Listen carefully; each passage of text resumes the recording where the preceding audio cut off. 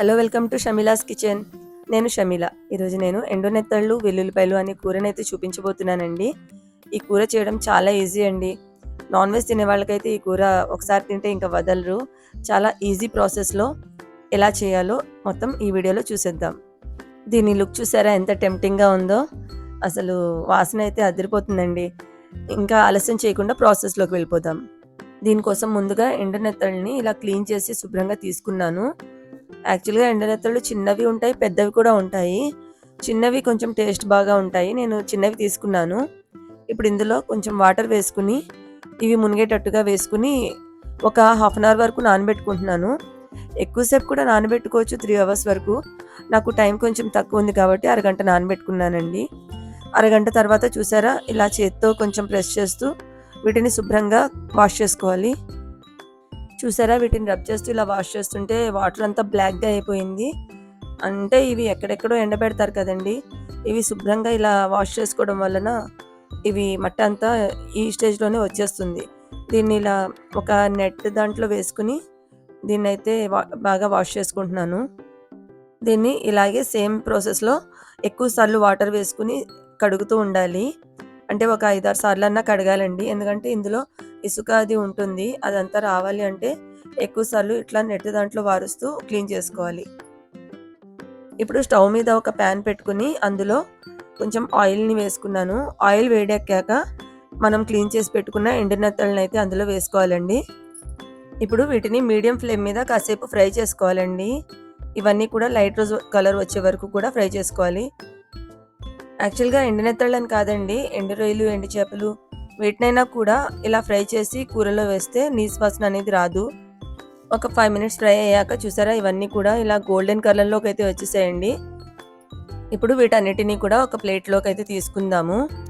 ఇప్పుడు అదే ప్యాన్లో ఒక 4 మీడియం సైజ్ ఆనియన్స్ని కట్ చేసుకున్నానండి. వాటితో పాటే ఒక 4 పచ్చిమిరపకాయలను కూడా ఇలా కట్ చేసి ఆ ఆయిల్లో ఫ్రై చేసుకుంటున్నాను. ఈ ఆనియన్స్ వేసేటప్పుడు కొంచెం ఆయిల్ తక్కువగా ఉంటే ఆయిల్ యాడ్ చేసుకోండి. వీటన్నిటినీ కూడా ఇందులో వేసుకుని హై ఫ్లేమ్ మీద ఇవన్నీ కూడా మంచి కలర్ వచ్చే వరకు కూడా ఫ్రై చేసుకోవాలి. ఈ కూరలో ఆయిల్ అనేది కొంచెం ఎక్కువగా ఉంటేనే బాగుంటుందండి. దీంతో పాటు ఇందులో రుచికి సరిపడా సాల్ట్ని కూడా యాడ్ చేసుకుని ఫ్రై చేసుకుంటున్నాను. సాల్ట్ని యాడ్ చేసుకుని ఫ్రై చేస్తే ఉల్లిపాయలు అనేవి తొందరగా మగ్గిపోతాయి. ఇందులోనే కొంచెం పసుపుని కూడా యాడ్ చేసుకుని ఇవన్నీ కూడా లైట్ బ్రౌన్ కలర్ వచ్చే వరకు కూడా ఫ్రై చేసుకుంటున్నాను. ఈ ఆనియన్స్ ఒక 5 మినిట్స్ ఫ్రై అయిన తర్వాత హై ఫ్లేమ్లో ఈ కలర్లోకి అయితే వచ్చాయండి. ఇప్పుడు ఇందులో నెత్తళ్ళని కూడా యాడ్ చేసుకుని అందులో 2 టీ స్పూన్ల దాకా కారంని వేసుకున్నాను. దాంతోపాటే ఒక హాఫ్ టీ స్పూన్ దాకా గరం మసాలా పౌడర్ని కూడా యాడ్ చేసుకుంటున్నాను. ఇవన్నీ కూడా కొంచెం పచ్చివాసన పోయే వరకు కూడా ఫ్రై చేసుకోవాలండి. ఇందులో అల్లం వెల్లుల్లి పేస్ట్ అది వేసుకోరు. ఓన్లీ కారం అండ్ గరం మసాలా పౌడర్ తోటే స్పైసీనెస్ అనేది సరిపోతుందండి. పచ్చిమిరపకాయలు కూడా యాడ్ చేసుకున్నాం కదా, కొంచెం ఘాట్ అనేది వచ్చేస్తుంది. ఇందులోనే 4 వెల్లుల్లిపాయల్ని రేకులుగా కట్ చేసి క్లీన్ చేసుకుని వేసుకుంటున్నాను.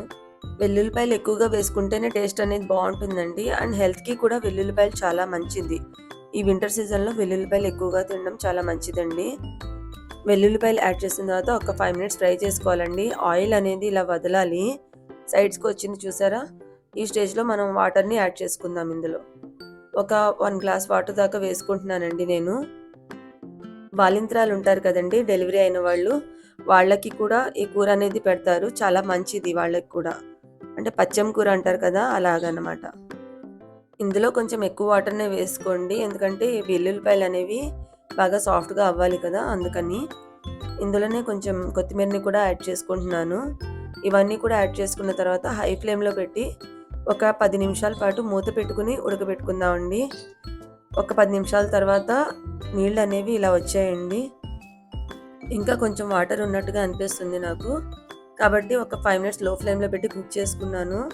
ఆయిల్ అనేది ఇలా వదిలిందండి. చూసారా, వాటర్ మొత్తం ఇంకిపోయింది. ఈ కూర అనేది కొంచెం ఇలా పొడి పొడిగా ఉంటేనే రుచిగా ఉంటుందండి. చాలా రుచిగా ఉంటుంది ఈ కూర, ఒకసారి తప్పకుండా ట్రై చేయండి.